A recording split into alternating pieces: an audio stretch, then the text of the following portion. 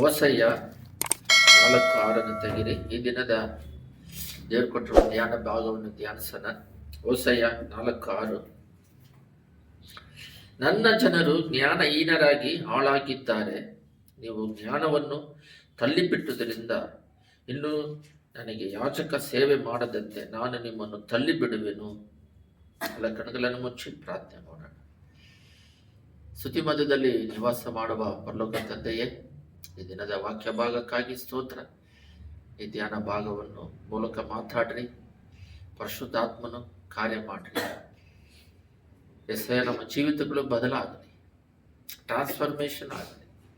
ನಿನ್ನಾಗೆ ಮಾರ್ಪಡೋದಿಕ್ಕೆ ವಾಕ್ಯ ನಮ್ಮನ್ನ ಹೃದಯ ತ್ರಾಳದಲ್ಲಿ ಚುಚ್ಚಲ್ಪಟ್ಟು ಬದಲಾಗುವಂತೆ ಕೃಪೆ ಮಾಡ್ರಿ. ಯೇಸುವಿನ ನಾಮದಲ್ಲಿ ಬೇಡದಿದ್ದೇವೆ ತಂದೆಯೇ, ಆಮೇನ್. ಹೋಸಯ್ಯ 4:6 ದೇವರು ಅಜ್ಞಾನದ ಬಗ್ಗೆ ಮಾತಾಡಿದ್ದಾರೆ. ಜ್ಞಾನಹೀನರು, ಅಜ್ಞಾನಿಗಳ ಬಗ್ಗೆ. ಸಬ್ಜೆಕ್ಟ್ ಏನಂದ್ರೆ, ದೇವರನ್ನು ನಂಬಿ ಇದ ಮೇಲೆ ನಮಗೆ ಜ್ಞಾನ ಇರಬೇಕು. ಅದಕ್ಕೆ ದೇವರು ನಂಬ್ಕೊಳ್ಳೋದು. ದೇವರು ಜ್ಞಾನವಂತರು. ಆದರೆ ದೇವರನ್ನ ನಂಬುದ ಮೇಲೆ ಕೂಡ ಅಜ್ಞಾನವಾಗಿದ್ದೀವಿ. ಉದಾಹರಣೆಗೆ ಈ ಡಿಸೆಂಬರ್ ಮಾಸದಲ್ಲಿ ಒಂದೊಂದು ಸೇವಕರು ಒಂದೊಂದು ತರ ಮಾತಾಡ್ತಾರೆ. ಒಂದೊಂದು ಸೇವಕರುಗಳು ಒಂದೊಂದು ತರ ಮಾತಾಡ್ತಾರೆ. ಬಟ್ ಅದು ಮಾತಾಡೋದೆಲ್ಲ ಮಾನಸಿಕವಾಗಿ ಮಾತಾಡ್ತಾರೆ ಹೊರತು ದೇವರು ಹೇಳಿರೋದ್ರ ಪ್ರಕಾರ ನಾವು ನಡೀತಿದೀವ ಆ ರೀತಿ ಮಾತಾಡ್ತಿಲ್ಲ. ದೇವರು ಹೇಳಿದ್ದಾರ, ಮಾಡಂದ್ರೆ ಮಾಡಬೇಕು, ಇಲ್ಲ ಅಂದ್ರೆ ಇಲ್ಲ. ಒಂದು ಉದಾಹರಣೆಗೆ, ಆದಾಮ್ ಹವ್ವಾಳನ್ನ ತೋಟದಲ್ಲಿ ಇಟ್ಟು ಎಲ್ಲ ಹಣ್ಣು ತಿಂದ್ರಿ, ಈ ಹಣ್ಣು ತಿನ್ಬೇಡ್ರಿ ಅಂದ್ರು. ಆದ್ರೆ ಹೇಳೋ ಮಾತು ಕೇಳ್ತಾರ ಇಲ್ಲ ನೋಡೋಣ ಅಂತ. ಅವರು ಎಲ್ಲ ಮಾತು ಕೇಳಿಲ್ಲ, ತೋಟ ಬಿಟ್ಟು ಓಡ್ಸಾಯ್ತು. ಮೋಸೆ ದೇವ್ರ ಜೊತೆಗೆ ಮಾತಾಡೋರು, ಬಾಯಲ್ಲಿ ಹೇಳು ನೀರು ಬರುತ್ತೆ ಅಂದ್ರು, ಕೋಲ್ ತಗೊಂಡು ಓಡಿದ್ರು. ಅವ್ರು ಕಾನಾನಿಗೆ ಹೋಗದಾಗೆ ಬಿಟ್ರು. ಅಂದ್ರೆ ನಾನು ಹೇಳೋದನ್ನ ನೀವು ಮಿತಿ ಮೀರ್ತಿರಲ್ಲ ಅಂತ ಕೋಪದಲ್ಲಿ ಆ ರೀತಿ ಮಾಡ್ತಾರೆ. ಆದರೆ ಬೈಬಲ್ ಅಲ್ಲಿ ಹೇಳದೇ ಇರೋದನ್ನ ತಾನಾಗಿ ಮನುಷ್ಯ ಮಾಂಸಿಕದಲ್ಲಿ ಸಮರ್ಥಿಸಿಕೊಂಡು ತನಗೆ ತಾನೇ ಹಿಂಗಾದ್ರೂ ಪರವಾಗಿಲ್ಲ. ಅದೇ ರೀತಿನೇ ಹೊಸ ಒಡಂಬಡಿಕೆಯಲ್ಲಿ ಕೂಡ ಅಕ್ಕಿಲ ಪ್ರಿಸ್ಕಿಲ್ಲ ಸ್ವಲ್ಪ ಹಣವನ್ನು ಬಚ್ಚಿಟ್ಬಿಟ್ಟು ಅಪೊಸ್ತಲರಲ್ಲಿ, ಇಷ್ಟೇನಾ ನೀವು ಹೊಲ ಮಾರಿದಂದ್ರೆ, ಇಲ್ಲ ಸ್ವಲ್ಪ ಎತ್ತಿಟ್ಟಿದ್ವಿ ಅಂದ್ರೆ ಮುಗೀತು. ಇಲ್ಲ ಇಷ್ಟೇ ಮಾರಿದ್ದಕ್ಕೆ ಸತ್ತೋದ್ರು.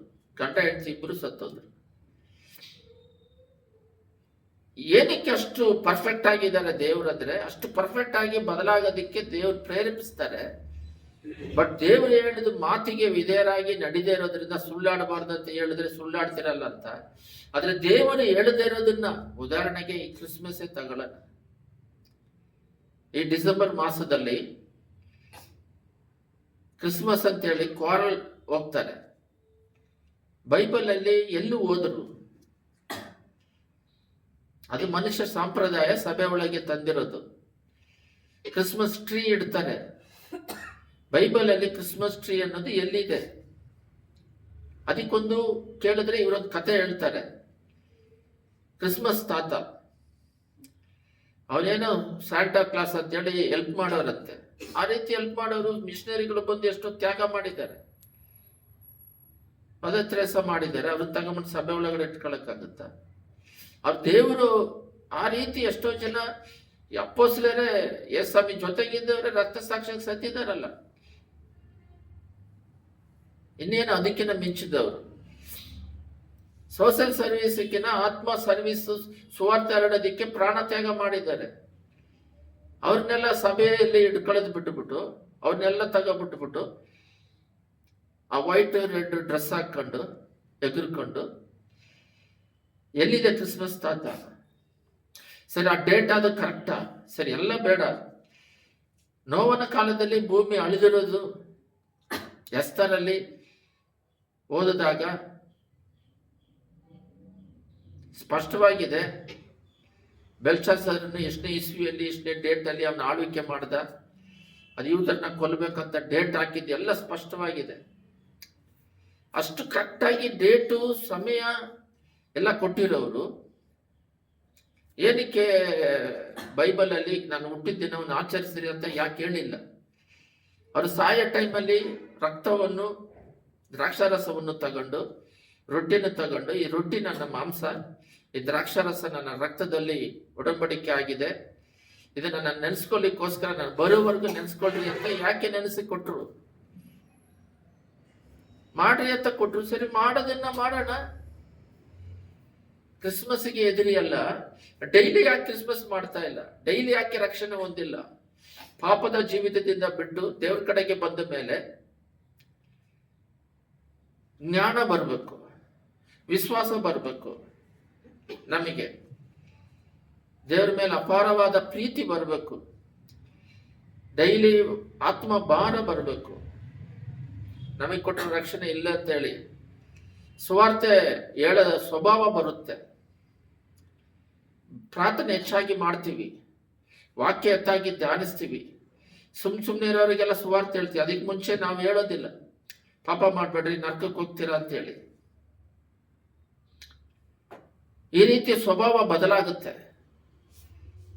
ಸ್ವಭಾವ ಬದಲಾದ ಮೇಲೆ ನಮಗೆ ಅದರಲ್ಲಿ ಇಂಪಾರ್ಟೆಂಟ್ ಆಗಿ ಜ್ಞಾನ ಸಿಗುತ್ತೆ. ನಾವು ಅಜ್ಞಾನದಲ್ಲಿ ಇರ್ತೀವಿ. ಏನು ಯೋಚನೆ ಮಾಡಬೇಕು ಗೊತ್ತಿಲ್ಲ, ಏನು ನೋಡಬೇಕು, ಏನು ನೋಡಬಾರ್ದು, ಏನು ಮಾತಾಡಬೇಕು, ಏನು ಮಾತಾಡಬಾರ್ದು, ಯಾವುದು ಕರೆಕ್ಟು, ಯಾವುದು ತಪ್ಪು ಅಂತೇಳಿ ನಮಗೆ ಗೊತ್ತಿಲ್ಲದೆ ತಪ್ಪು ಮಾಡ್ತಾ ಇರ್ತೀವಿ. ಯಾಕಂದ್ರೆ ನಮಗೆ ಗೊತ್ತಿಲ್ಲ ಎಲ್ಲಿಂದ ಬಂದ್ವಿ, ಎಲ್ಲಿಗೆ ಹೋಗ್ತೀವಿ. ಭಯ ಏನಕ್ಕೆ ಬರುತ್ತದೆ, ಅದಕ್ಕೆ ಆಪೋಸಿಟ್ ಧೈರ್ಯ ಬರ್ಬೇಕಂದ್ರೆ ನಾವೇನ್ ಮಾಡಬೇಕು? ಭಯ ಸೈತಾನ್ದು, ದೇವರಿದ್ರೆ ವಿಶ್ವಾಸ. ಇವೆಲ್ಲ ದೇವರು ನಮಗೆ ಕಳಿಸ್ಕೊಡುವ ಒಂದು ಪಾಠ. ಆದರೆ ಒಂದು ದುರದೃಷ್ಟ ಏನಂದ್ರೆ, ಈ ದಿನದಲ್ಲಿ ದೇವರನ್ನು ನಂಬಿದ್ರೆ ಜ್ಞಾನ ಬರಬೇಕು. ಆದರೆ ದೇವರನ್ನು ನಂಬಿ, ದೇವ್ರ ನಂಬಕ್ ಮುಂಚೆ ಅಜ್ಞಾನವಾಗಿದ್ದೀವಿ. ಈ ದಿನದಲ್ಲಿ ನಾವು ಧ್ಯಾನಿಸೋದಕ್ಕೆ ತಗೊಂಡಿರುವ ಸಬ್ಜೆಕ್ಟ್ ಏನಂದ್ರೆ, ದೇವ್ರು ಮಾತಾಡೋದಕ್ಕೆ ಕೊಟ್ಟಿರುವ ವಾಕ್ಯ ಭಾಗಗಳು, ದೇವರನ್ನು ನಂಬುದ ಮೇಲೆ ಅಜ್ಞಾನಿಯಾಗಿದ್ದೇವೆ. ಅದಕ್ಕೇನಕ್ಕೆ ದೇವರು ನಂಬಕ್ ಮುಂಚೆ ಅಜ್ಞಾನ ಇದ್ದೆ, ಓಕೆ, ಇವಾಗ ನಂಬುದ ಮೇಲೆ ಏನು ಅಜ್ಞಾನ? ಅದಕ್ಕೇನಕ್ಕೆ ದೇವ್ರು ನಂಬ್ಕೊಳ್ಳೋದು? ಬೈಬಲ್ ಓದ್ರಿ, ಹೋಸೆಯ 4:6 ನನ್ನ ಜನರು ಜ್ಞಾನಹೀನರಾಗಿ, ನನ್ನ ಜನರು ಅಂದ್ರೆ ದೇವರ ಮಕ್ಕಳು, ಜ್ಞಾನಹೀನರಾಗಿ ಹಾಳಾಗಿದ್ದಾರೆ. ದೇವ್ರು ನಂಬ್ಕೊಂಡ ಮೇಲೆ ಜ್ಞಾನ ಬರುತ್ತೆ. ಒಂದು ಉದಾಹರಣೆಗೆ ಯೋಸೆಫನು, ಅವನಿಗೆ ಹೋರಾಟ ಹಣ ತಗೊಂಡ್ರು, ಅವನ್ನ ಹಳ್ಳದಲ್ಲಿ ಹಾಕ್ಬಿಡ್ತಾರೆ, ದುಡ್ಡಿಗೆ ಮಾರ್ಬಿಡ್ತಾರೆ. ಅಲ್ಲಿ ಹೋದ್ರೆ ಪೋತಿಫರನಿಂದ ಜೈಲಿಂದ ಇಷ್ಟೆಲ್ಲ ಸಮಸ್ಯೆಗಳು. ಆದ್ರೆ ಪೋತಿಫರನ ಹೆಂಡತಿ ನನ್ನ ಜೊತೆ ಮಣ್ಕೊಳಕ್ಕೆ ಬಾ ಅಂತ ಕರೀತಾರೆ. ದೇವರ ನೀನು ಇನ್ನೊಬ್ಬನ ಹೆಂಡತಿ, ಆ ಜ್ಞಾನ ಎಲ್ಲಿಂದ ಬರುತ್ತೆ?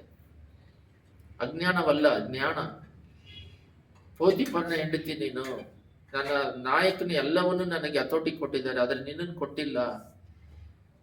ಇನ್ನೊಂದು ಜ್ಞಾನ ಏನಂದ್ರೆ, ಇಂಥ ದೊಡ್ಡ ತಪ್ಪನ್ನು ದೇವರ ದೃಷ್ಟಿಯಲ್ಲಿ ಮಾಡಿ ದೇವರಿಂದ ನಾನು ಹೆಂಗ್ ತಪ್ಪಿಸ್ಕೊಳ್ಳಿ ಅಂದ್ರೆ, ದೇವ್ರು ನೋಡ್ತಾ ಇದ್ದಾರೆ ಅಂತ ಹೇಳ್ತಾರೆ ಅವರು. ಅಜ್ಞಾನ ಹಿಂಗ ಅಪಾರ್ಟ್ ಆಯ್ತು. ಅದರಿಂದ ಜೈಲಿಗೆ ಹೋಗೋಕ್ಕೂ ರೆಡಿ, ತಪ್ಪು ಮಾಡದೆ ದಂಡನೆ ಅನುಭವಿಸೋದಕ್ಕೂ ರೆಡಿ. ತಪ್ಪು ಮಾಡದೆ ಅದರ ಪ್ರತಿಫಲ, ಅವನು ಹಿಸ್ಟ್ರಿಯಲ್ಲಿ 75 ವರ್ಷ ರಾಜನಾಗಿದ್ದಾನೆ. 75 ಇಯರ್ಸ್ ಪ್ರೈಮ್ ಮಿನಿಸ್ಟರ್ ಆಗಿ, ಪ್ರೆಸಿಡೆಂಟ್ ಆಗಿ ಫಾರೋನ್ ಇರ್ತಾರೆ ಈಜಿಪ್ಟ್ ದೇಶದಲ್ಲಿ. ಅವರಿಗೆ ಆ ಜ್ಞಾನ ಎಲ್ಲಿಂದ ಬಂತು? ಸಮಸ್ಯೆಗಳು ಬಂದಾಗ ಹೆಂಗ್ ನಿಭಾಯಿಸೋ ಕೃಪೆ ಬಂತು. ದಾವಿದನಿಗೆ ಹೆಂಗ್ ಬಂತು? ಎಲ್ಲ ಎದುರ್ತಾ ಇದ್ದಾರೆ, ಇವನಿಗೆ ವಿಶ್ವಾಸ, ಅವನಿಗೆ ಜ್ಞಾನ, ಇವನಿಗೆ ವಿಶ್ವಾಸ, ಅದೆಲ್ಲ ಹೆಚ್ಚಾಗ್ಬೇಕು. ಆದ್ರೆ ನನ್ನ ಜನರು ಜ್ಞಾನಹೀನರಾಗಿ ಹಾಳಾಗಿದ್ದಾರೆ. ಹೆಂಗೆ ಹಾಳಾಗಿದ್ದಾರೆ? ದೇವ್ರು ಮಾಡಬೇಡ ಅಂದ್ರೆ ಮಾಡೋದು, ಅದು ಯೋಚನೆ ಮಾಡಬೇಡ ಅಂದ್ರೆ ಯೋಚನೆ ಮಾಡೋದು, ಮಾತಾಡಬೇಡ ಅಂದ್ರೆ ಮಾತಾಡೋದು, ರಿವರ್ಸ್ ಗೇರ್. ಅವ್ರು ದೇವರು ಒಂದು ಹೇಳ್ತಾರೆ ಮಾಡಬೇಡ ಅಂತ, ಅದಕ್ಕೆ ಆಪೋಸಿಟ್ ಆಗಿ ಮಾಡೋದು, ಅದೇ ಅಜ್ಞಾನ. ಅದೇ ಆದಾಮು ಯಾವಾಡು ಆ ರೀತಿ ತಪ್ಪು ಮಾಡಿದಕ್ಕೆ ಸೌಲನ ಜೊತೆಯಲ್ಲಿ ವಿಶ್ವಾಸವಿಲ್ಲ. ಅವನು ಆಲ್ರೆಡಿ ಯುದ್ಧ ಮಾಡಿದವನು, ಎದುರ್ತಾ ಇದ್ದಾನೆ ಗೋಲಿಯಾತ್ ನೋಡಿ. ಅದ್ರ ದಾವೀದಿಗೆ ಹೆದರಿಕೆ ಅಲ್ಲ, ಅವನಿಗೆ ಯುದ್ಧದ ಅನುಭವನೂ ಇಲ್ಲ. ಡಿಫ್ರೆನ್ಸ್ ನೋಡ್ರಿ. ಕಾರಣ ಏನು? ಇವನಿಗೆ ವಿಶ್ವಾಸ ಐತೆ ದೇವರಿದ್ದ ಮೇಲೆ.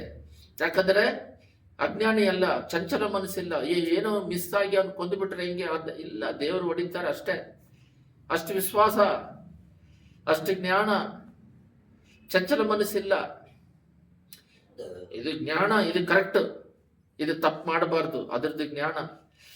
ದೇವ್ರು ಹೇಳಿದ್ದಾರೆ ವಿಶ್ವಾಸದಿಂದ ಏನು ಮಾಡಕ್ಕಾಗಲ್ಲ, ನಾವು ಜಯ ಹೊಂದುತ್ತೀವಿ ಅನ್ನುವ ವಿಶ್ವಾಸ, ನಂಬಿಕೆ. ಎಷ್ಟೋ ಜನಗಳಿಗೆ ಆಪತ್ತುಗಳು ಬಂದಾಗ ಯೋಷ ಭಟನಿಗೆ 2 ಪೂರ್ವಕಾಲದ 20ರಲ್ಲಿ 3 ರಾಜರುಗಳು ಯುದ್ಧಕ್ಕೆ ಬಂದ್ರೆ ಫೈತ್, ವಿಶ್ವಾಸ. ನಿನಗೆ ವಿರೋಧವಾಗಿ ಯುದ್ಧಕ್ಕೆ ಬಂದಿದ್ದಾರೆ ಅಂತ ದೇವರಿಗೆ ಹೇಳಿ ನಿನ್ನನ್ನು ಎದುರಿಸಕ್ಕೆ ಯಾರು ಆಗಲ್ಲ ಅಂತ ಹೇಳ್ತಾರೆ. ಯುದ್ಧಕ್ಕೆ ಬಂದ್ರೆ ಇವನ್ ಮೇಲೆ ನನ್ನ ಆಟಲ್ಲಿ ನೀನ್ ಇದೆಯಾ ಅಂತ ಹೇಳಿ ಪ್ರಾರ್ಥನೆ ಎಲ್ಲ ಗೆದ್ರು. ಈ ರೀತಿ ಲೋಕವನ್ನು ಜಯಿಸ್ತಾ ಇರ್ತಾರೆ. ಸ್ವಲ್ಪ ಜನ ಅಜ್ಞಾನಿಗಳಾಗಿ ಸಮಸ್ಯೆ ಬಂದ್ರೆ ಇವ್ರ ಮಾಂಸದಲ್ಲಿ ಏನೋ ಪೈಲ್ವಾನ್ಗಳ ತರ, ಕುಸ್ತಿ ಮಾಡೋ ತರ ಹೋಗ್ತಾರೆ.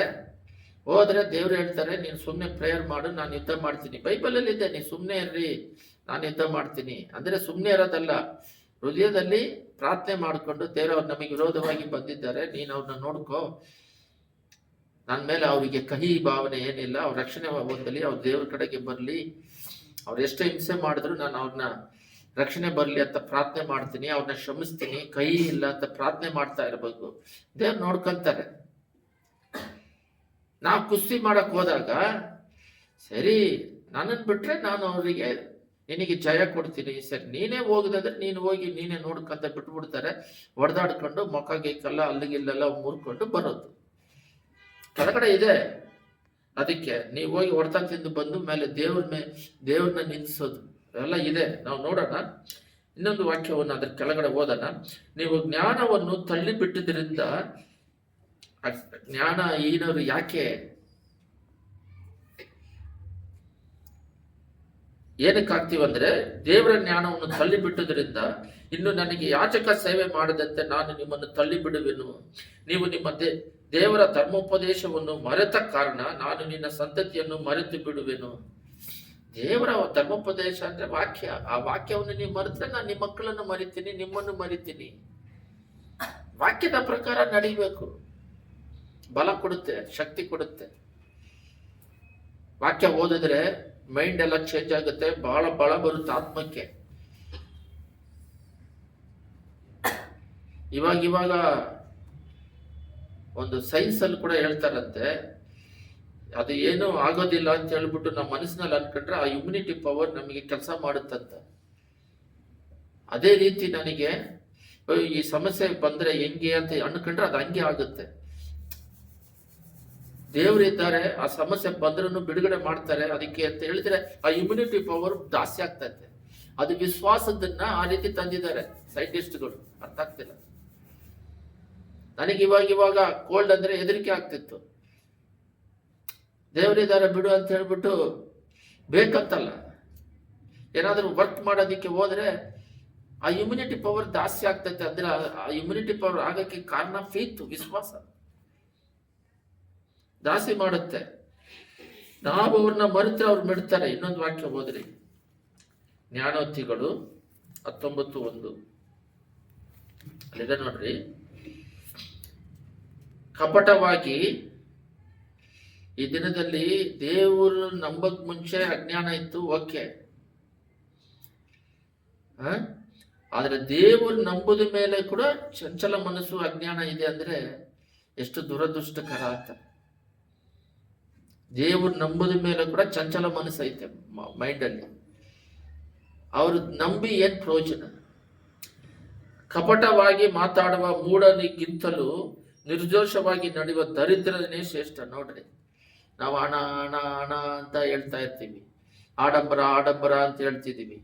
ಊಟದ್ರಲ್ಲಿ ಐಫೈ ಊಟ, ಬಟ್ಟೆಯಲ್ಲಿ ಐಫೈ ಊಟ, ಮನೆ ಡೆಕೋರೇಷನ್ಗಳು, ಶರೀರ ಡೆಕೋರೇಷನ್ಗಳು, ಇದರಲ್ಲೇ ಮುಳುಗಿದ್ದೀವಿ. ದೇವರಲ್ಲಿ ಸ್ವಭಾವ ಏನ್ ಸ್ವಭಾವ ಅಂದ್ರೆ ಇಲ್ಲಿದೆ, ಮಾತಾಡುವುದು. ಮೂಢನಾಗಿ ಮಾತಾಡಿದ್ರೆ, ಕಪಟ ಮೂಢನಾಗಿ ಮಾತಾಡಬಾರ್ದು. ದೇವ್ರು ನೋಡ್ರಿ ಎಷ್ಟು ಸೂಪರ್ ಆಗಿ ಮಾತಾಡ್ತಾರಂತ ಬೈಬಲಲ್ಲಿದೆ. ಅವ್ರು ಮಾತಾಡುವ ರೀತಿಯಲ್ಲಿ ಯಾರು ಮಾತಾಡ್ತಿಲ್ವಲ್ಲ ಅಂತೇಳಿ ದೇವರಿಗೆ ಸಾಕ್ಷಿ ಹೇಳ್ತಾರೆ. ಒಂದು. ಎರಡನೇದು, ದೇವರಿಗೆ ಪ್ರಶ್ನೆ ಕೇಳಿದ್ರೆ ಉತ್ತರ ಕೊಟ್ರೆ ಅಷ್ಟೇ. ಒಂದು ಪ್ರಶ್ನೆ ಕೇಳಿದ್ರೆ ಉತ್ತರ ಕೊಟ್ರೆ ಮತ್ತೆ ಅವರು ಏನಾದ್ರೂ ಮತ್ತೆ ಎರಡನೇ ಸಲ ಪ್ರಶ್ನೆ ಕೇಳಕ್ಕಿಲ್ಲ, ಆ ರೀತಿ ಉತ್ತರ ಕೊಡ್ತಾರೆ. ಆ ರೀತಿ ನಾವು ಮಾತಾಡಬೇಕು. ಬೈಬಲಲ್ಲಿ ಬಹಳ ಇದಾವೆ ಅದೇ ರೀತಿ. ಒಬ್ಬ ಚರಸ್ತ್ರೀ ತಗೊಂಬಂದು ಪರೀಕ್ಷೆ ಮಾಡೋದಿಕ್ಕೆ ಮೋಸೆ ಪ್ರಕಾರ ಏನಂದ್ರೆ ಜ್ಞಾನವಾಗಿ ಬರುತ್ತೆ. ಪಾಪ ಮಾಡ್ದನ್ ಕಳ್ವಡಿ ಅಷ್ಟೇ, ಇನ್ನೊಂದ್ಸಲ ಕ್ವಶನ್ ಬರಲ್ಲ. ರಾಜನಿಗೆ ಇದು ಕಾಣಿಕೆ ಕೊಡಬೇಕಲ್ಲ ಕಂಡುಹಿಡಿಯೋದಿಕ್ಕೆ, ಏನೇ ಆದ್ರೂ ಸರಿ. ಆದ್ರೆ ನಾವು ಸುಮ್ಮನೆ ಮಾತಾಡ್ತಿರ್ತೀವಿ ಅಜ್ಞಾನಿಗಳಾಗಿ. ಮಾತಾಡಿ ಮಾತಾಡಿ ಮಾತಾಡಿ ಹೊಡೆತ ತಿನ್ಕೊಂಡು ಕುಟುಂಬಗಳನ್ನ ಹಾಳು ಮಾಡಿಕೊಂಡು ಎಲ್ಲಿ ಹೋದ್ರೂ ಸಮಾಧಾನ ಇಲ್ಲದೆ, ನೆಮ್ಮದಿ ಇಲ್ಲದೆ,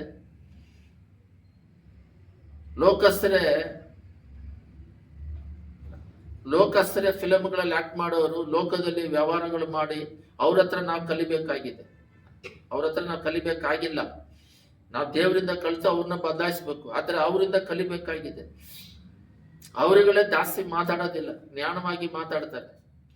ಅಬ್ಸರ್ವ್ ತಗೊಳ್ಳೋದು ಜಾಸ್ತಿ. ಬೇರೆಯವ್ರು ಹೇಳೋದನ್ನ ಕೇಳ್ಕೊಂತಾರೆ. ತಪ್ಪೋ ಕರೆಕ್ಟೋ, ತಪ್ಪಾಗಿದ್ರೆ ಸರಿ ಅಂತ ಬಿಟ್ಟು ಬಿಡ್ತಾರೆ, ತಗೊಳ್ಳೋದಿಲ್ಲ. ಒಳ್ಳೇದಿದ್ರೆ ತಗೊಂಡು ಅಳವಡಿಸ್ಕೊಂತಾರೆ. ಮನುಷ್ಯರು ಜಾಸ್ತಿ ಮಾತಾಡೋದಿಲ್ಲ.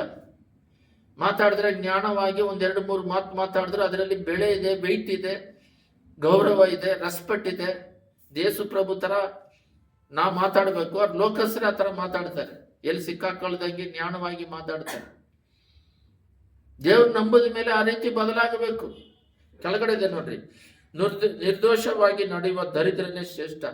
ಕರೆಕ್ಟಾಗಿ ಮಾತಾಡೋರು, ಅವನು ದರಿದ್ರ, ಅವನಿಗೆ ಬಟ್ಟೆಗಳಿಲ್ಲ, ಊಟಗಳಿಲ್ಲದಿದ್ರು ಕರೆಕ್ಟಾಗಿ ನಡೀತಾ ಇದ್ದಾನಲ್ಲ, ಅವನು ಎಷ್ಟೋ ಶ್ರೇಷ್ಠ, ಪರಲೋಕದಲ್ಲಿ ಅವನಿಗೆ ಬಿರುತ್ತೆ, ಅವನೆಷ್ಟೋ ಭಾಗ್ಯವಂತನು ಅಂತ.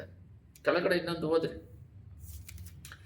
ತಿಳುವಳಿಕೆ ಇಲ್ಲದೆ ಇಂಗ್ಲೀಷಲ್ಲಿ ಯಾವಾಗಲೂ ನಾವು ಇಂಗ್ಲೀಷಲ್ಲಿ ನಾವೆಲ್ಲ ಮೆಸೇಜ್ಗಳನ್ನ ತಯಾರು ಮಾಡಿದ್ರೆ ಬಹಳ ಚೆನ್ನಾಗಿರುತ್ತೆ. ಇಂಗ್ಲೀಷಲ್ಲೆಲ್ಲ ಸೂಪರ್ ಆಗಿರುತ್ತೆ. ಅಲ್ಲಿ ಹೊಸಯ್ಯ 4:6 ಮೈ people are destroyed for lack of knowledge. ಎಷ್ಟು ಸೂಪರ್ ಆಗಿದೆ ನೋಡಿ ಇಂಗ್ಲಿಷ್ ವರ್ಡ್ಗಳು. ಅಂದ್ರೆ ಅವ್ರು ಹಾಳಾಗಿ ಹೋಗೋದಿಕ್ಕೆ ಕಾರಣ ಬಂದ್ಬಿಟ್ಟು ದೇವರ ಜ್ಞಾನವನ್ನು ತಿರಸ್ಕರಿಸುವುದು. ಅರ್ಥ ಆಗ್ತಿಲ್ಲ? ದೇವರು ನಂಬದ ಮೇಲೆ ಮೂಢನಾಗಿರೋದು ಎಷ್ಟು ವೇಸ್ಟ್. ಮೊದಲು ಸಾಂಪ್ರದಾಯದಲ್ಲಿದ್ವಿ, ಮೂಢನಂಬಿಕೆಯಲ್ಲಿದ್ವಿ. ದೇವ್ರು ನಂಬದ ಮೇಲೆ ಸ್ಟೆಪ್ ಆಗಿ ಸ್ಪಿರಿಚುವಲ್ ಅಲ್ಲಿ ಬೆಳಿಬೇಕು, ಜ್ಞಾನದಲ್ಲಿ ಬೆಳಿಬೇಕು, ನೀತಿ ಮಾರ್ಗದಲ್ಲಿ ಬೆಳಿಬೇಕು, ಸತ್ಯದಲ್ಲಿ ಬೆಳಿಬೇಕು. ಹೋದ್ರಿ ಎರಡನೇದು, ತಿಳುವಳಿಕೆ ಇಲ್ಲದೆ ಕೋರುವುದು ಅಯುಕ್ತ, ದುಡುಕುವ ಕಾಲು ದಾರಿ ತಪ್ಪುವುದು. ತಿಳುವಳಿಕೆ ಇಲ್ಲದೆ ಅವ್ರೇನಾದ್ರೂ ಏನಾದ್ರೂ ಕೋರುವುದು, ಏನಾದ್ರೂ ರಿಸೀವ್, ತಿಳುವಳಿಕೆ ಜ್ಞಾನ ಇಲ್ಲದೆ ಅದು ಬೇಕು ಇದು ಬೇಕು ಅನ್ನೋದು, ದುಡುಕುವ ಕಾಲು ದಾರಿ ತಪ್ಪುವುದು. ಮೂರನೇದು ಹೋದ್ರೆ, ಮನುಷ್ಯನು ಮೂರ್ಖತನದಿಂದ ತನ್ನ ಗತಿಯನ್ನು ಕೆಡಿಸಿಕೊಂಡು. ಸೂಪರ್ ಆಗಿದೆ ನೋಡಿ. ದೇವರು ನಂಬ್ಕೊಂಡ ಮೇಲೆ ಜ್ಞಾನ ಬರಬೇಕು. ಮೂರ್ಖತನ ಇದೆ ಅಂದ್ರೆ ದೇವರು ಇಲ್ಲ ಅಂತ ಅರ್ಥ. ದೇವರು ಇಲ್ಲ ಅಂದ್ರೆ ಅವನು ರಿಲಿಜಿಯಸ್ ಕ್ರಿಶ್ಚಿಯನ್, ಡೂಪ್ಲಿಕೇಟ್ ಕ್ರಿಶ್ಚಿಯನ್ ಅಂತ ಅರ್ಥ. ಅವನು ಮನುಷ್ಯನು ಮೂರ್ಖತನದಿಂದ ತನ್ನ ಗತಿಯನ್ನು ಕೆಡಿಸಿಕೊಂಡು ಯೆಹೋವನ ಮೇಲೆ ಕುದಿಯುವನು. ಸೂಪರ್ ಆಗಿದೆ ನೋಡಿ. ಇವನು ಮಾಡ್ಬಿಡೋದು. ಅದಕ್ಕೆ ಇವನು ಬಿತ್ತಿದ್ದಕ್ಕೆ ಇವನೇನು ಬಿತ್ತುತ್ತಾನೆ ಅದೇ ಕೊಯ್ಬೇಕು. ರೈಸ್ ಬಿತ್ತುಬಿಟ್ಟು, ಗೋಧಿ ಬಿತ್ತುಬಿಟ್ಟು ನನಗೆ ಕಬ್ಬು ಬೇಕಂದ್ರೆ ಎಲ್ಲಿ ಸಿಗುತ್ತೆ? ಮಾವಿನಕಾಯಿ ಬೇಕಂದ್ರೆ ಇವನು ಬಿತ್ತಿರೋದು ಏನು ಬಿತ್ತಿದ್ದಾನೆ ಇಲ್ಲಿ? ಮೂರನೇದರಲ್ಲಿ ಮೂರ್ಖತನದಿಂದ ತನ್ನ ಏನೋ ತಪ್ಪು ಮಾಡ್ಬಿಡೋದು, ಆಮೇಲೆ ದೇವ್ರು ಯಾಕೆ ಮಾಡಿದ್ರು, ಏನ್ ಮಾಡಿದ್ರು ಅನ್ನೋದು. ನೀನ್ ಯಾಕೆ ದೇವ್ರ ಮೇಲೆ ನಂಬಿಕೆ ಇಟ್ಟಿಲ್ಲ? ನಿನಗೇನಕ್ಕೆ ಜ್ಞಾನ ಕೊಟ್ಟಿದ್ದಾರಲ್ಲ ಉಪಯೋಗಿಸಿಲ್ಲ? ಹಣದ ವಿಷಯದಲ್ಲಾಗ್ಲಿ, ತೀರ್ಮಾನ ತೆಗೆಯೋದರಾಗ್ಲಿ, ದುಡುಕದಾಗೆ ಯಾಕೆ ಸೈಲೆಂಟ್ ಆಗಿ ಪ್ರಾರ್ಥನೆ ಮಾಡಿ ತೀರ್ಮಾನ ತೆಗೆಯೋದು ತಾನೆ. ನಿನಗೆ ಆಪತ್ತು ಬರುತ್ತಂದ್ರೆ ಏನಕ್ಕೆ ಬರುತ್ತೆ? ಓದ್ರಿ ಒಂದು ವಾಕ್ಯ ಚೆನ್ನಾಗಿದೆ ನೋಡ್ರಿ. ಎಫೆಸರ್ 4:18. ಎಲ್ಲ ವಾಕ್ಯವು ದೇವರ ಮಾತಾಗಿದೆ, ಬೆಲೆ ಉಳ್ಳದಾಗಿದೆ. ಎಫೆಸರ್ 4:18 ಅವರು ನಿಷ್ಪ್ರಯೋಜನವಾದ ಬುದ್ಧಿ ಉಳ್ಳವರಾಗಿ ನಡೆಯುತ್ತಾರೆ. ನಿಷ್ಪ್ರಯೋಜನ ಅಂದ್ರೆ ವೇಸ್ಟ್ ಯೋಚನೆಗಳು. ಅವರು ನಿಷ್ಪ್ರಯೋಜನವಾದ ಬುದ್ಧಿ ಕ್ಲೀನ್ ಆಗಿದೆ ನೋಡ್ರಿ. ನಿಷ್ಪ್ರಯೋಜನ ಥಿಂಕಿಂಗ್ ಅಲ್ಲ, ವೇಸ್ಟೇಜ್. ಅವ್ರು ಏನು ಕನಸು ಕಾಣ್ತಾರೆ, ಏನು ಯೋಚನೆ ಮಾಡ್ತಾರೆ, ಎಲ್ಲ ವೇಸ್ಟ್. ಅದರಿಂದ ಅವರು ಜೀವನ ಮಾಡ್ತಾ ಇದ್ದಾರೆ. ಅವರ ಮನಸ್ಸು ಮೊಬ್ಬಾಗಿ ಹೋಗಿದೆ. ಇದು ಯೋಚನೆಗೂ ನೋಡ್ರಿ, ಈ ಮೈಂಡಿಗೂ ಹೃದಯಕ್ಕೂ ಕನೆಕ್ಷನ್ ಇದೆ. ನೀನು ಏನು ಯೋಚನೆ ಮಾಡ್ತೀಯ ಅದು ಹೃದಯದಲ್ಲಿ ಸ್ಟೋರ್ ಆಗಿ ಅದೇ ಆಕ್ಟಿವ್ ಅಲ್ಲಿ ಬರುತ್ತೆ. ದೊಡ್ಡವ್ರು ಯೇಸು ನಂಬುದಾಗಿ ಸಾಧನೆ ಮಾಡೋಕ್ಕೆ ಕಾರಣ ಏನಂತ ಹೇಳಿದ್ರೆ, ಅವರು ಸ್ವಂತ ಬಲದಲ್ಲಿ ಆ ಥರ ಮಾಡ್ತಾರೆ. ಅಂದ್ರೆ ನಮ್ಮ ಬಲ ದೇವ್ರ ಬಲ ಎರಡು ಸೇರಿದ್ರೆ ಎಷ್ಟು ಶಕ್ತಿ, ಎಷ್ಟು ದೊಡ್ಡ ಕಾರ್ಯ ಮಾಡ್ಬೋದು. ಬಹಳ ಜನಗಳು ಈ ಸೇವೆ ಮಾಡೋರೆಲ್ಲ ತನ್ನನ್ನು ಪೂರ್ತಿಯಾಗಿ ಯೇಸುವಿಗೆ ಒಪ್ಪಿಸಿದಾಗ, ಯೇಸುಸ್ವಾಮಿ ಅವ್ರನ್ನ ಉಪಯೋಗಿಸಿದಾಗ ಭಯಂಕರವಾಗಿ ದೊಡ್ಡ ಕಾರ್ಯ ಮಾಡ್ತಾರೆ. ಅವ್ರ ಮಾಂಸದಿಂದ ಆಗೋದಿಲ್ಲ. ಉದಾಹರಣೆಗೆ ಯೇಸನ್ನ ಮೆಂಟಲ್ ಆಗಿದ್ರು, ಅವರು ಬದುಕೋದೇ ಕಷ್ಟ. ಮೆಂಟಲ್ ಚೆನ್ನಾಗಾಗಿ ದೇವರ ಕೃಪೆಯಿಂದ ಪ್ರಪಂಚ ಪೂರ್ತಿ ಎಷ್ಟೋ ಕೋಟಿ ಜನ ಪಾಪದಲ್ಲಿರೋದನ್ನ ಬಿಡುಗಡೆ ಮಾಡಿ ದೇವ್ರ ಕಡೆ ನಡೆಸಿದ್ರು. ಕಾರಣ ಏನು? ದೇವರವ್ರ ಜೊತೆಯಲ್ಲಿ ಇದ್ರೆ ಎತ್ತು ನಡೆಸ್ತಾರೆ. ಆದ್ರೆ ಇಲ್ಲಿ ಏನ್ ನಡೀತಾ ಇದೆ? ಅವ್ರ ಮನಸ್ಸು ಮೊಬ್ಬಾಗಿ ಹೋಗಿದೆ. ನಡಿಬೇಕು, ನಡೀತಾ ಇಲ್ಲ. ನೋಡ್ರಿ ಇಲ್ಲಿ, ಅವರು ತಮ್ಮ ಹೃದಯದ ಕಠಿಣ್ಯದ ನಿಮಿತ್ತದಿಂದಲೂ ಅವ್ರು ಕಠಿಣ ಮಾಡ್ಕೊಂತಾರೆ. ದೇವರ ಜ್ಞಾನ ಬೇಡ ಅಂತಾರೆ. ಕಠಿಣದಿಂದ ತಮ್ಮಲ್ಲಿರುವ ಅಜ್ಞಾನದ ನಿಮಿತ್ತದಿಂದಲೂ ದೇವರಿಂದ ಆಗುವ ಜೀವಕ್ಕೆ ಅನ್ಯಾಯರಾಗಿದ್ದಾರೆ. ದೇವರು ಕೊಡುವ ಜೀವ ಡೈಲಿ ಕ್ರಿಸ್ಮಸ್, ಲೋಕದಲ್ಲಿ ರಕ್ಷಣೆ ಆನಂದ. ಒಂದು ದೇವ್ರ ನಂಬಿದಾಗ ಅದ ಸ್ಪಿರಿಟ್ ನಮ್ಮನ್ನ ಉತ್ಸಾಹದಲ್ಲಿ ನಡೆಸುತ್ತೆ, ಡೈಲಿ ನಡೆಸುತ್ತೆ. ನಿಮ್ಮಲ್ಲಿ ಇಲ್ಲದಿದ್ರೆ ಒಂದು ಸಮಯ ನೋಡ್ರಿ, ದೇವರಿದ್ದಾಗ ಕಾಯಿಲೆ ಬಂದ್ರೆ ಏನೋ ಒಂಥರ ಉತ್ಸಾಹದಿಂದ, ಸರಿ ಏನೋ ನಾವು ತಪ್ಪು ಮಾಡಿದ್ವಿ, ನಮ್ಮನ್ನ ಸರಿ ಮಾಡೋದಕ್ಕೆ ಕಾಯಿಲೆ ಬಂದಿದೆ ಅಂತೇಳಿ ಆ ಕಾಯಿಲೆಗಿನ ದೊಡ್ಡದಾಗಿ ದೇವರ ಮಹಿಮೆಯಿಂದ ಇನ್ನೂ ಆತ್ಮಿಕದಲ್ಲಿ ಬೆಳೆಯೋದಕ್ಕೆ ಸಹಾಯ ಮಾಡುತ್ತೆ. ಇನ್ನು ಆ ಟೈಮಲ್ಲಿ ನಾವು ಪ್ರಾರ್ಥನೆ ಜಾಸ್ತಿ ಮಾಡ್ತೀವಿ, ರೆಸ್ಟ್ ತಗೋಬೇಕಾದ್ರೆ ಏನೋ ಒಂಥರ ಆತ್ಮಿಕದಲ್ಲಿ ಬೆಳೆಯೋದಕ್ಕೆ ಸಹಾಯ ಆಗುತ್ತೆ. ಆದ್ರೆ ಚೆನ್ನಾಗೇ ಇರ್ತೀವಿ, ಬರೀ ನಿದ್ದೆ. ಸೋಂಬೇರಿನ ಆತ್ಮ ಅಂತ ಹೇಳ್ತಾರೆ, ಸೋಂಬೇರಿತನದ ಆತ್ಮ ಅಂತ ಹೇಳ್ತಾರೆ. ಅದೇನಂದ್ರೆ ನಿದ್ದೆ ಮತ್ತಲ್ಲಿ ಎಳ್ಕೊಂಡು ಹೋಗ್ತಾ ಇರುತ್ತೆ. ಎದ್ದು ಆಕ್ಟಿವ್ ಆಗಿ ಏನಾದ್ರೂ ಕೆಲಸ ಮಾಡೋದಿಕ್ಕೆ ಆಗೋದಿಲ್ಲ. ಚರ್ಚಿಗೆ ಬರೋಕ್ ಟೈಮ್ ಇರೋದಿಲ್ಲ. ಎಲ್ಲಾದ್ರೂ ಟೂರಿಗೆ ಹೋಗ್ಬೇಕು, ಅಲ್ಲಿಗೆ ಎಲ್ಲಾದ್ರೂ ಹೋಗ್ಬೇಕಂದ್ರೆ 10 ಗಂಟೆಗೆ ಹೋಗ್ಬೇಕಂದ್ರೆ 5 ಗಂಟೆ ಎದ್ದು ಕುತ್ಕೊಂತಾರೆ. ಅಂದ್ರೆ ಅಷ್ಟು ಕೇರ್ಲೆಸ್ ದೇವ್ರದ್ದು. ಇದೆಲ್ಲ ನೋಡ್ರಿ, ಜೀವ ಮಾರ್ಗಕ್ಕೆ ಹೋಗೋದನ್ನ ಬಿಟ್ಟು ಅವರು ಅನ್ಯಾಯರಾಗಿದ್ದಾರೆ. ಜೀವ ಮಾರ್ಗದಕ್ಕಿಂತ ಲೋಕದಲ್ಲಿ ಕ್ಲೀನ್ ಆಗಿದೆ ನೋಡ್ರಿ. ಅಜ್ಞಾನದ ನಿಮಿತ್ತದಿಂದಲೂ ಅವರ ಜೀವ ಮಾರ್ಗ, ಪರಲೋಕ ರಾಜ್ಯದ ಮಾರ್ಗ, ನಿತ್ಯ ಕಾಲ ಆತ್ಮ ಅಲ್ಲಿ ನಿತ್ಯ ಎಟರ್ನಿಟಿ ಅಲ್ಲಿ ಜೀವಿಸ್ಬೇಕಾಗಿದೆ. ಅದಕ್ಕಿಂತ ದೊಡ್ಡದಾಗಿ ಲೋಕದ ಕಾರ್ಯಕ್ರಮಗಳೇ ಅವರಿಗೆ ಮೈಂಡ್ ಅಲ್ಲಿ, ಹೃದಯದಲ್ಲಿ ಹೆಚ್ಚಾಗಿದೆ.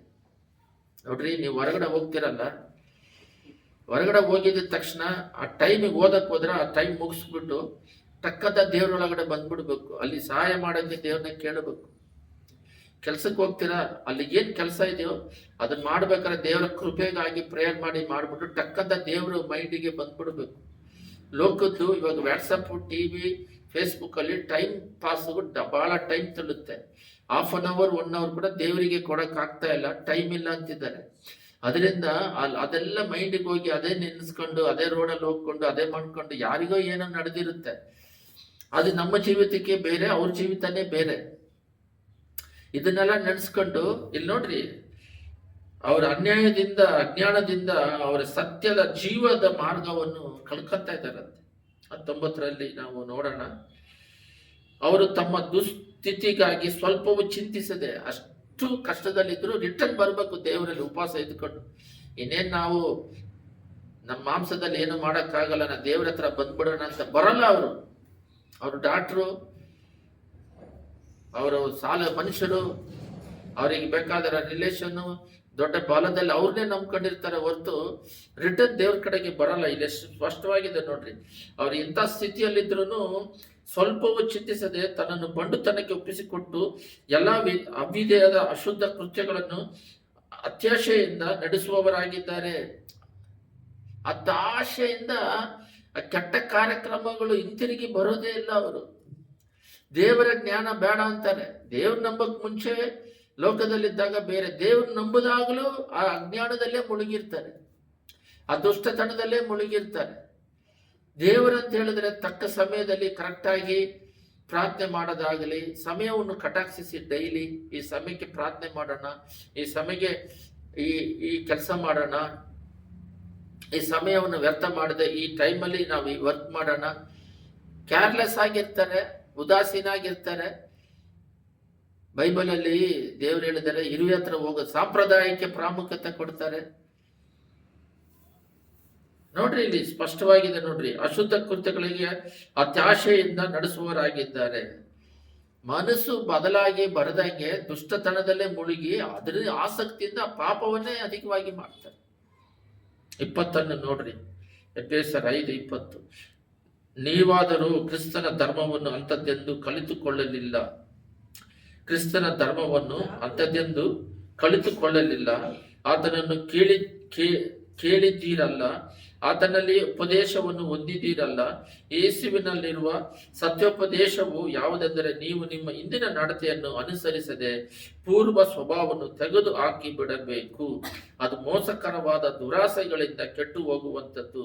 ನೀವು ನಿಮ್ಮ ಅಂತರದಲ್ಲಿ ಹೊಸಬರಾಗಿ ನೂತನ ಸ್ವಭಾವವನ್ನು ಧರಿಸಿಕೊಳ್ಳಿರಿ. ಆ ಸ್ವಭಾವ ದೇವರ ಹೋಲಿಕೆ ಮೇರೆಗೆ ಸತ್ಯ ಅನುಗುಣವಾದ ನೀತಿ ಉಳ್ಳದಾಗಿಯೂ ದೇವ ಭಯಭಕ್ತುಳ್ಳದಾಗಿಯೂ ನಿರ್ಮಿಸಲ್ಪಟ್ಟಿದೆ.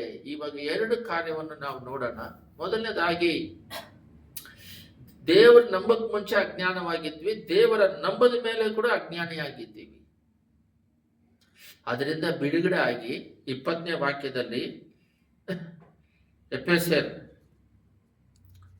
4:20-24 ನಾವು ಧ್ಯಾನಿಸಬೇಕಾದ್ರೆ, ನೀವು ಹಳೇದನ್ನ ಈಗ ತೆಗೆದಾಕ್ಬೇಕು. ನಾವು ಹೊಸಬರಾಗಿ ನಮ್ಮ ಹೃದಯವನ್ನು ಕೊಟ್ಟು ನೂತನ ಸ್ವಭಾವವುಳ್ಳವರಾಗಿ ಬದಲಾಗಿ, ನಾವು ಜ್ಞಾನದಲ್ಲಿ ಇನ್ನೂ ಜ್ಞಾನ, ಪರಿಶುದ್ಧತೆಯಲ್ಲಿ ಇನ್ನೂ ಪರಿಶುದ್ಧತೆ, ನೀತಿಯಲ್ಲಿ ಇನ್ನೂ ನೀತಿ, ಸತ್ಯದಲ್ಲಿ ಇನ್ನೂ ಸತ್ಯದ ಬಗ್ಗೆ ಕೂಡ ನಾವು ಧ್ಯಾನಿಸೋಣ. ಸರಿ, ಇಷ್ಟವರೆಗೂ ನಾವು ನೋಡಿದ್ವಿ. ನಮ್ಮನ್ನು ನಾವೇ ಪರೀಕ್ಷೆ ಮಾಡ್ಕೊಳ್ಳೋಣ. ಮೊದಲನೇದಾಗಿ ನಾವು ನೋಡಿದ್ವಿ, ದೇವ್ರ ನಂಬಕ್ ಮುಂಚೆ ಅಜ್ಞಾನ ಇತ್ತು. ಏನ್ ಮಾತಾಡ್ಬೇಕು ಗೊತ್ತಿಲ್ಲ, ಏನಕ್ಕೆ ಬಂದಿದೀವಿ ಗೊತ್ತಿಲ್ಲ, ಏನಕ್ಕೆ ಓದಬೇಕು ಗೊತ್ತಿಲ್ಲ. ಓದೋದು ಸುಮ್ಮನೆ ಕೆಲಸಕ್ಕೆ ಹೋಗಿ ನೀಡ್ ಅವಶ್ಯಕತೆ. ದೇವ್ರ ಏನಕ್ಕೆ? ಆತ್ಮದಲ್ಲಿ ನಡೆಯುವಂತ ಈ ಪಾಪದ ಕೃತ್ಯಗಳನ್ನ ಈ ಸೈತಾನು ಆಲೋಚನೆಯಲ್ಲಿ ಬಂದು ಡಿಪ್ರೆಷನ್ ಎಲ್ಲ ಕೊಟ್ಟು, ಏನ್ ಮಾಡಬೇಕು, ಏನಕ್ಕೆ ಖರ್ಚು ಮಾಡಬೇಕು, ಹೆಂಗ್ ಹಣ ಖರ್ಚು ಮಾಡಬೇಕು, ಹೆಂಗ್ ಮಾತಾಡಬೇಕು, ಏನೇನೋ ಅವನು ಗೊತ್ತಿಲ್ಲದೆ ಪಾಪ ಮಾಡ್ತಾ ಇದ್ದೀವಿ. ಈಗ ದೇವರನ್ನ ನಂಬದ ಮೇಲೆ ಹಳೆದನ್ನೆಲ್ಲ ಬಿಟ್ಟು ನಂಬದ ಮೇಲೆ ಕೂಡ ಮಾಡ್ತಾ ಇದ್ದೀವಿ. ಅದನ್ನು ಮಾಡಬೇಡ್ರಿ. ಏನಕ್ಕೆ ಸಭೆಗೆ ಯಾಕೆ ಜನ ಕೂಡಿ ಬರ್ತಾರೆ? ಕೇಳಿದ್ರೆ ಗೊತ್ತಿಲ್ಲ ಅಂತಾರೆ. ಲೋಕದಲ್ಲಿ ಇದ್ವಿ, ನಮ್ಮನ್ನ ಬೇರ್ಪಡಿಸಿ ದೇವ್ರ ಮಗನಾಗಿ ಮಾಡಿದ್ರು, ದೀಕ್ಷಾಸನ ಕೊಟ್ಟು ಸಭೆಗೆ ಸೇರಿಸ್ಕೊಂಡ ಮೇಲೆ ಹಳೆ ಪಾಪ ಹೋಯ್ತು. ಅವರು ದೇವರ ಸ್ವಭಾವದಲ್ಲಿ ಬೆಳೆದು ಪರಲೋಕ ರಾಜ್ಯಕ್ಕೆ ಸೇರಿಸ್ಬೇಕು. ಸಭೆ ಎತ್ತಲ್ಪಡಬೇಕು. ಅದಕ್ಕೆ ಸಭೆ. ಕೇಳಿದ್ರೆ ಗೊತ್ತಿಲ್ಲ ಅಂತಾರೆ. ಏನಕ್ಕೆ ಬಂದು ಕೂತ್ಕೊಂಡಿದ್ದೀರಾ? ನಾನು ಏನಕ್ಕೆ ಪ್ರಸಂಗ ಮಾಡ್ತಾ ಇದ್ದೀನಿ? ನನ್ನನ್ನು ನಾನು ಬರುವಿಕೆಗೆ ಸಿದ್ಧ ಮಾಡ್ಕೋಬೇಕು, ನಿಮ್ಮನ್ನ ಸಿದ್ಧ ಮಾಡಬೇಕು, ಇಷ್ಟೇ. ಇದು ಕೇಳಿದ್ರೂ ಗೊತ್ತಿಲ್ಲ, ಯಾಕಂದ್ರೆ ಅಜ್ಞಾನ. ಇದರಲ್ಲಿ ಬರ್ತ್ಡೇಗಳು, ಗ್ರ್ಯಾಂಡ್ ಆಗಿ ಲೈಟಿಂಗ್ಗಳು, ಡ್ಯಾನ್ಸ್ಗಳು, ಇದಕ್ಕೆ ಹೋಗ್ತಾ ಇದೆ. ಈಗೋ ಪ್ರಾಬ್ಲಮ್ಗಳು, ಹಣದ ಆಸೆಗಳು, ಏನೋ ಕಾಟಾಚಾರಕ್ಕೆ ಮಾಡ್ತಾ ಇರೋದು, ಬರುವಿಕೆಗೆ ಸಿದ್ಧರಾಗೋ ಸ್ವಭಾವ ಇಲ್ಲ. ಕಾರಣ ಏನಂತ ಹೇಳಿದ್ರೆ ಗೊತ್ತಿಲ್ಲ, ಬುದ್ಧಿ ಇಲ್ಲ, ಪಾಪ. ದೇವ್ರ ನಂಬಿಕೊಂಡು ಅಜ್ಞಾನ. ಅದರಿಂದ ನಾವು ಬಿಡುಗಡೆ ಮಾಡೋಣ. 23 ಓದ್ಬಿಟ್ಟು ನಾವು ಆ ರೀತಿ ಬದಲಾಗೋದಿಕ್ಕೆ ಒಂದು ವಾಕ್ಯದ ಓದಿ ಪ್ರಾರ್ಥನೆ ಮಾಡೋಣ. ನೀವು ನಿಮ್ಮ ಅಂತರ್ಯದಲ್ಲಿ ಹೊಸಬರಾಗಿ ನೂತನ ಸ್ವಭಾವವನ್ನು ಧರಿಸಿಕೊಳ್ಳಿರಿ. ಆ ಸ್ವಭಾವ ದೇವರ ಹೋಲಿಕೆ ಮೇರೆಗೆ ಸತ್ಯಾನುಗುಣವಾದ ನೀತಿ ಉಳ್ಳದ್ದಾಗಿಯೂ ದೈವ ಭಯ ಉಳ್ಳದ್ದಾಗಿ ನಿರ್ಮಿಸಲ್ಪಟ್ಟಿದೆ. ದೇವರಿಗೆ ಭಯಪಟ್ಟರೆ ನಾವು ಯಾವ ಪಾಪವನ್ನು ಮಾಡಲ್ಲ. ದೇವರ ಭಯ ಇಲ್ಲ, ಲೋಕದ ಭಯ ಇದೆ.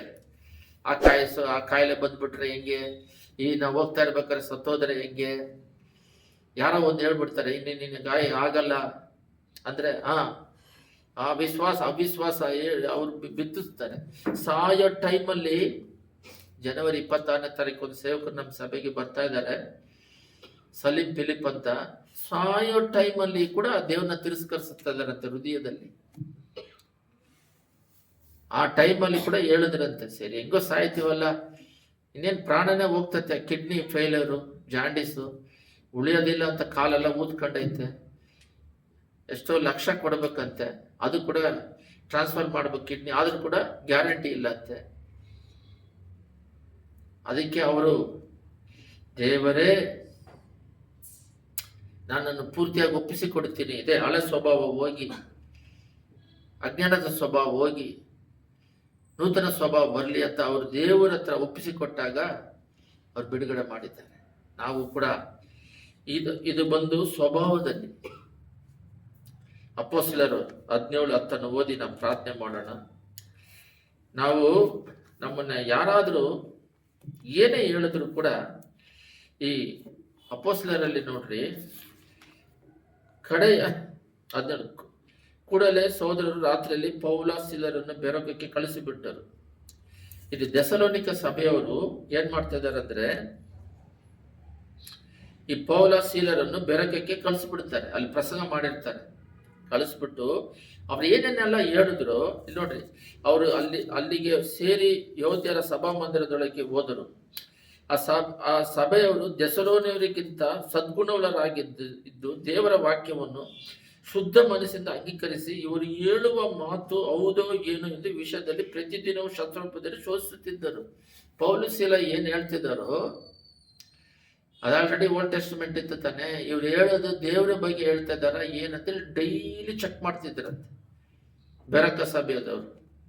ದಸರಾನಿ ಸಭೆ ಅಂತ ಇವರು ಬುದ್ಧಿವಂತರಂತೆ. ಇಲ್ಲಿ ಇದೆ ನೋಡ್ರಿ, ಸ್ಪಷ್ಟವಾಗಿದೆ. ಅವ್ರೇನ್ ಮಾಡ್ತಾರೆ, ಯಾರೇ ಏನೇ ಹೇಳಿದ್ರು ಕೂಡ ಇಲ್ಲಿ ಏನ್ ಪ್ರಾಬ್ಲಮ್ ಅಂದ್ರೆ, ನಂದು ಪ್ರಾಬ್ಲಮ್ ಇದೆ. ನಾವು ದೇವ್ರು ಏನ್ ಹೇಳ್ತಾರೆ ಕೇಳಿ ನಡಿಬೇಕು. ನಾವು ಸ್ವಲ್ಪ ಮದುವೆ ಆದ ಹೊಸದರಲ್ಲಿ ಆಗಲಿ, ಅವರು ಕೂಡ ದೇವ್ರು ನಂಬಿರೋರಾದ್ರೆ ನಿಮಗೇನು ಪ್ರಾಬ್ಲಮ್ ಬರೋದಿಲ್ಲ. ಅದಕ್ಕೆ ಅನ್ಯರನ್ನ ಮದುವೆ ಮಾಡ್ಕೋಬಾರ್ದು. ಬಹಳ ಕಷ್ಟ ಅವ್ರ ರಕ್ಷಣಾ ಮಾರ್ಗದಲ್ಲಿ ನಡೆಸ, ಕುಟುಂಬ ಹೊಡೆದೋಗುತ್ತೆ. ದೇವ್ರನ್ನ ನಂಬದೇ ಇದ್ದವರಿಗೂ ನಂಬದವರಿಗೂ ಬಹಳ ಡಿಫ್ರೆನ್ಸ್, ಹೊಡೆದಾಟಗಳು ಸ್ಟಾರ್ಟ್ ಆಗುತ್ತೆ. ಇವರು ಹೋಲಿ ಸ್ಪಿರಿಟ್ ದೇವರು ಈ ತರ ಮಾಡಬೇಡ ಅಂತಾರೆ, ಅವ್ರು ಮಾಂಸದಲ್ಲಿ ಇದ್ಕೊಂಡು ಅದು ಮಾಡಬೇಕು ಅಂತಾರೆ, ಅಲ್ಲಿ ವಾರ್ ಸ್ಟಾರ್ಟ್ ಆಗುತ್ತೆ. ಅದರಿಂದ ಸ್ಪಷ್ಟವಾಗಿ ದೇವರು ಮಾತಾಡ್ತಿರ್ಬೇಕಾದ್ರೆ ವಾಕ್ಯಗಳನ್ನು ನಮಗೆ ಕೊಟ್ಟಾಗ ಅದನ್ನ ಪೂರ್ತಿಯಾಗಿ ಮೈಂಡಲ್ಲಿ ಹೃದಯದಲ್ಲಿ ಇಟ್ಟುಕೊಂಡು ಜ್ಞಾನವಂತರಾಗಿ ಯಾರಾದ್ರೂ ಹೇಳಿದ್ರೆ ಇದು ಕರೆಕ್ಟಾ ತಪ್ಪಾ ಅಂತ ನೋಡಿ ಅಬ್ಸರ್ವೇಷನ್ ಜಾಸ್ತಿ ಇರಬೇಕು. ದೇವರು ಒಂದು ಮಾತಾಡ್ತಾರೆ ಹೃದಯದಲ್ಲಿ, ಅವ್ನು ಹೇಳ್ತಿರೋದು ತಪ್ಪು ಮಾಡಬೇಡ ಅಂತ, ಅದನ್ನ ಮಾಡ್ಬೇಕು. ನಾವೇನ್ ಮಾಡ್ತೀವಿ, ಅವನ್ನ ಮೆಚ್ಚಿಸೋದಿಕ್ಕೆ ಇಲ್ಲೇ ಪ್ರಾಬ್ಲಮ್ ಬರೋದು. ಮನುಷ್ಯರನ್ನ ಮೆಚ್ಚಿಸೋದಿಕ್ಕೆ, ಹೆಂಡತಿನ ಮೆಚ್ಚಿಸೋದಿಕ್ಕೆ, ಮಕ್ಕಳನ್ನ ಮೆಚ್ಚಿಸೋದಿಕ್ಕೆ ಸ್ವಲ್ಪ ಸೇವಕರುಗಳು, ಸ್ವಲ್ಪ ವಿಶ್ವಾಸಿಗಳು ಬಿದ್ದೋಗ್ತಾ ಇದ್ದಾರೆ. ಬೈಬಲಲ್ಲಿ ಇದೆ, ಆಬ್ರಹಾಮ್ ಬಂದು ದೇವ್ರು ಕೇಳ್ತಾರೆ ಮಗುನ ಬಲಿ ಕೊಡಂತ. ಅವನು ಮಗುನ ಮೆಚ್ಚೋದಿಕ್ಕಾಗಿದ್ರೆ ದೇವ್ರನ್ನ ಮೆಚ್ಚಕ್ ಆಗೋದಿಲ್ಲ. ಮಗುನ ಕಾಪಾಡಿ ನೀನ್ ಬೇಡ, ನನಗೆ ಮಗು ಬೇಕಂದಿದ್ರೆ ಇಲ್ಲ.